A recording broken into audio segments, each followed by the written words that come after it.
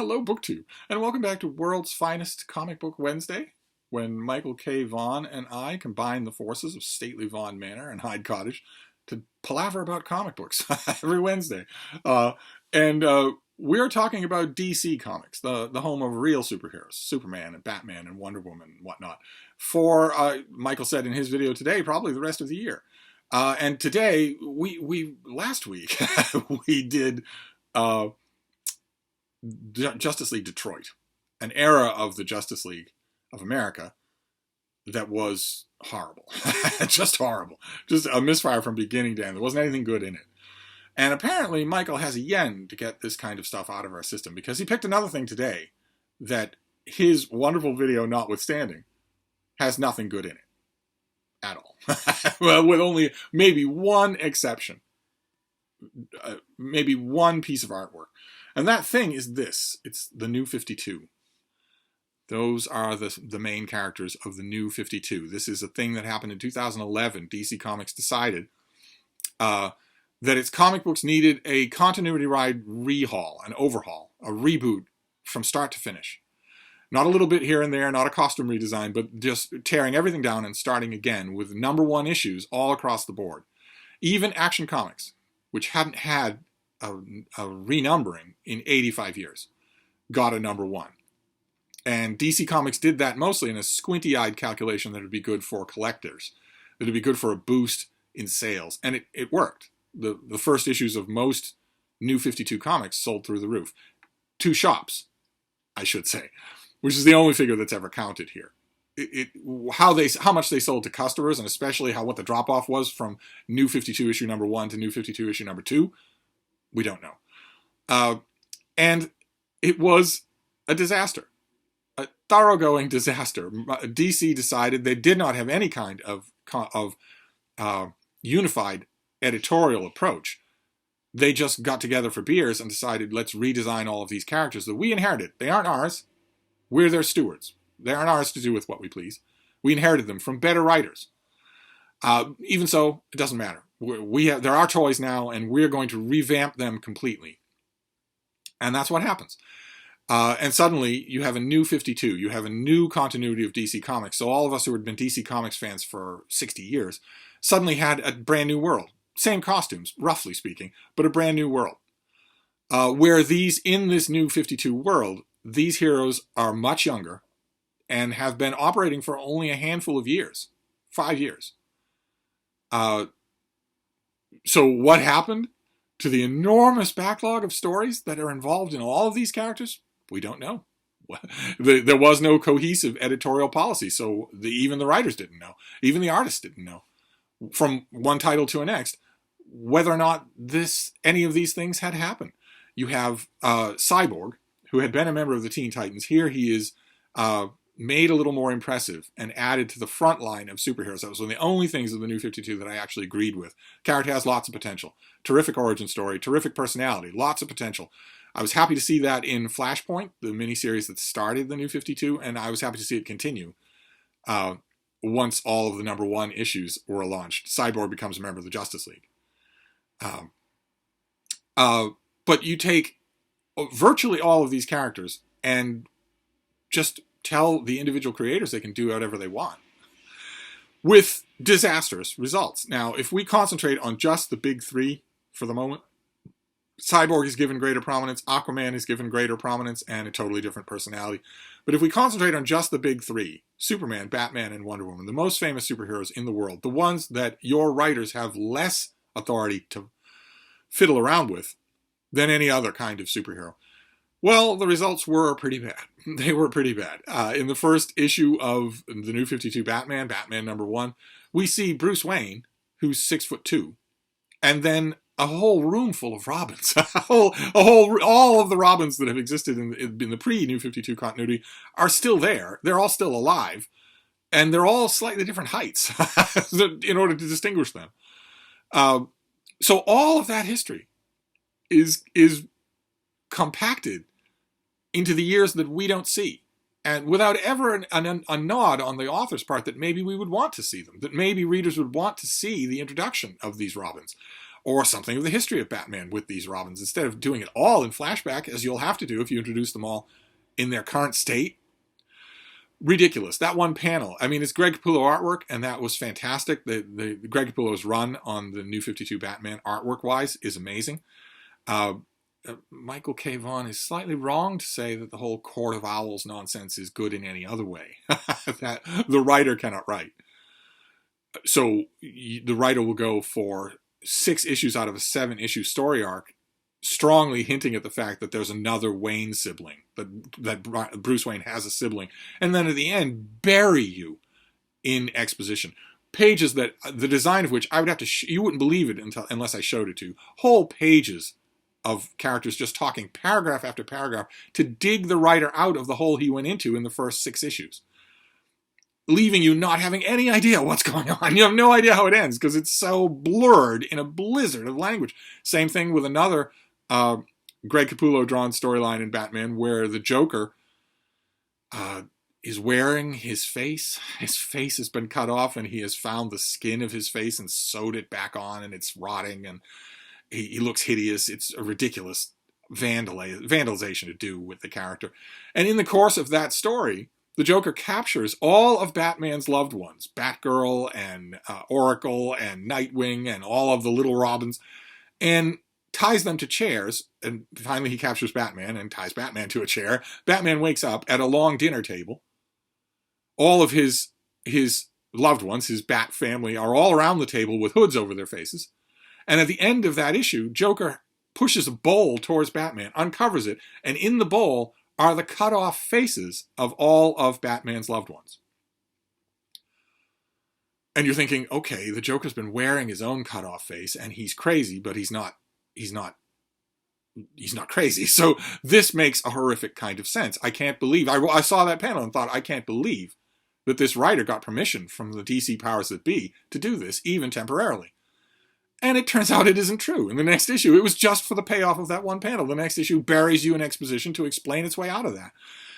And then, of course, with the new Batman, the new 52 Batman, there's the worst element, which was the pornography. You'd think I might have led with that. There's a panel. It's infamous. I'm sure that if you Google it, you will find it. It's in a 4-color comic book that is sold to children. That is pornography. It is Batman with Catwoman on top of him, and they've just finished doing something, and they haven't had a chance to clean up.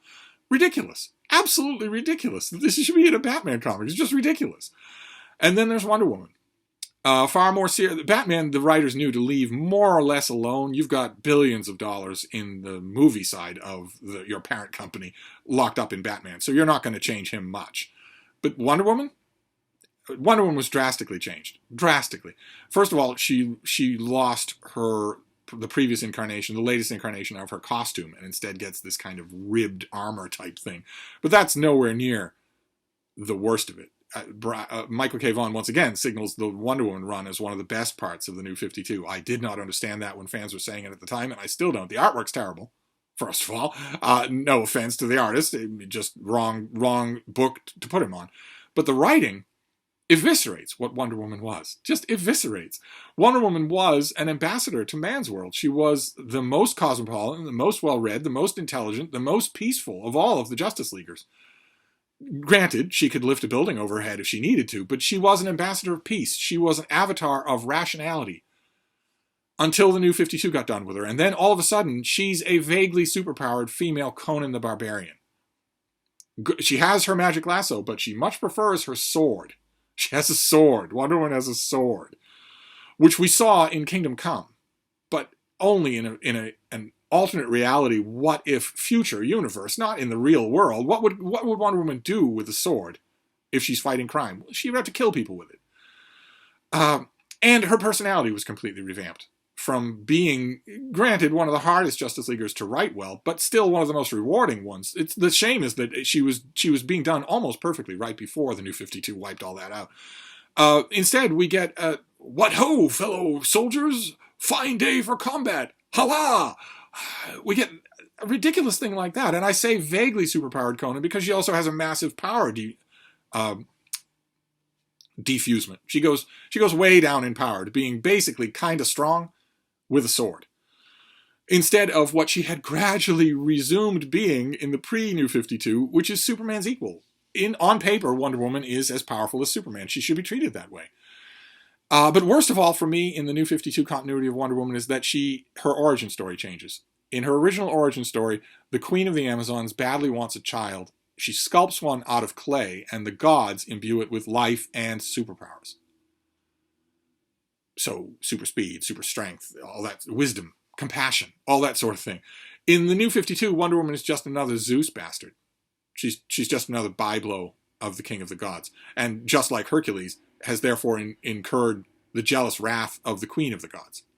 And I guess the writer thought that that would be really grist for the mill for great stories, but it misses the whole point of the original creator of Wonder Woman, which was to give us a female superhero who owes nothing whatsoever to men, including even being born by one. The original Wonder Woman owes nothing at all to men.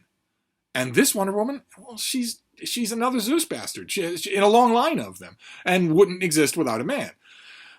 It was disgraceful. Absolutely disgraceful. I don't know what fans were thinking. I think they were trying to grab onto something in this mess that was any good, and Wonder Woman, I guess, they thought, well, I never cared about it before the New 52, so I'll praise it now. They did the same thing with the run on The Flash, which was just plain boring. Flash is boring anyway, but this was just plain boring. But, and you're going to see this coming, worst of all was Superman. As Michael K. Vaughan points out in his video, I'll leave a link to his video, this Superman has armor. His weird armor piping all around his costume. And as Michael correctly puts it, the one thing Superman doesn't need is armor. But it was worse than that. He has the popped Nehru collar. He has the new sort of boy band hair instead of the signature spit curl. And he's an alien. He's clearly portrayed as Dr. Manhattan from The Watchmen. Not just an alien by birth, but alien in his mannerisms. Alien in everything that he does. Gone is any trace of the fact that he was raised in the Midwest. And at the beginning of the New 52, we have no idea if that's true. We have no idea if his parents, if the Kents are still alive. No idea about any of that. It doesn't matter anyway, because they've had no effect on him whatsoever. This is a Superman who hovers a foot above the ground when he's talking to people, instead of standing there. This is a Superman who seems to have reached his mid-20s without knowing what some human things are. Oh, this is odd. Oh, why would you do that? A clueless, superior, alien, popped collar a-hole is what we get in place of the greatest superhero of them all. The writers had no right to do this. I know that comic book writers nowadays think they do, but they have no right to do this. These are not their possessions. You are only stewards. And despite the speculator numbers for those first issues of New 52, fans didn't, in general, like this. They were thinking, oh, why would you bother to do this? Especially when you're leaving a door open. There's a character in the first few issues of New 52's run called Pandora that leaves the door open. It's DC Comics leaving the door open to going back to pre-New 52 if it flops. And it pretty much right away did. The editors like to say, well, some of these titles that we've introduced are only going to go for a little while, then we're going to close them down and give you other titles to show you more of the New 52. That was a line of bunkum from the beginning. If you have a successful comic, you don't close it down. They said that as an escape hatch, knowing that most of these comics would not be successful with longtime fans, and they weren't. They weren't. They started dropping like flies right away. Until it was only three and a half years into the New 52 when the editors and writers at DC realized we have to scrap this whole thing, or we're going to lose everybody. No one's interested in these weird versions of in a pornographic Batman, or a huzzah, well met Wonder Woman, or this Superman, whatever he is. This Superman was the worst offender, and I think that's probably the reason why, even in the New 52 continuity, the writers went out of their way to kill him. They didn't kill any other characters. They just transmuted them into their present forms. Something close to their traditional forms. But the New 52 Superman is dead with a capital D. He is gone. He is dust. It was very satisfying for me to watch, but the New 52 just in general was not. I have no idea why Michael K. Vaughan has all of the 100-page anthologies of all of this crap. I have no idea when he thinks, aside from this Comic Book Wednesday, he's ever going to go back to those things and read them for pleasure. I'm going to open the New 52 Green Lantern and read it for pleasure. Maybe the New 52 Aquaman, but only because of the great artwork. There was fantastic artwork for... Ivan Rice did a whole bunch of great artwork on Aquaman, both in run-up stories and also in the first few issues of Aquaman's own book. Fantastic artwork. There's one sequence, one panel in particular, where someone has opened fire on Aquaman. And in the old days, in the pre-New 52, that would have meant Aquaman would have died. He wasn't bulletproof. He was Batman underwater. He could talk to fish, but he didn't have any other superpowers. And in the New 52, not only is his underwater forged chainmail armor bulletproof, but he also is largely bulletproof. There's a great scene that Ivan Rice draws where a bullet glances off his forehead and he's bleeding for a few seconds and then it heals up, to give us an idea that this New 52 Aquaman has a significant power increase, which he should have. I'm okay with that completely. But that's a small thing against the fusillade of crap that this thing has. So I'm hoping, for all our sakes, that now that we're 2 in a row, that next week Michael picks a comic book that I can sing the praises of. I'm hoping that's true. He doesn't have to go to the Legion for that to happen. We'll see. We'll see what he picks. He's the master of what we're going to. So we'll just hope for the best. But anyway, that's our comic for today. It's the New 52. The New 50-PUKE, as I like to call it. And we'll convene here next Wednesday and hopefully have better hunting. Thank you, BookTube.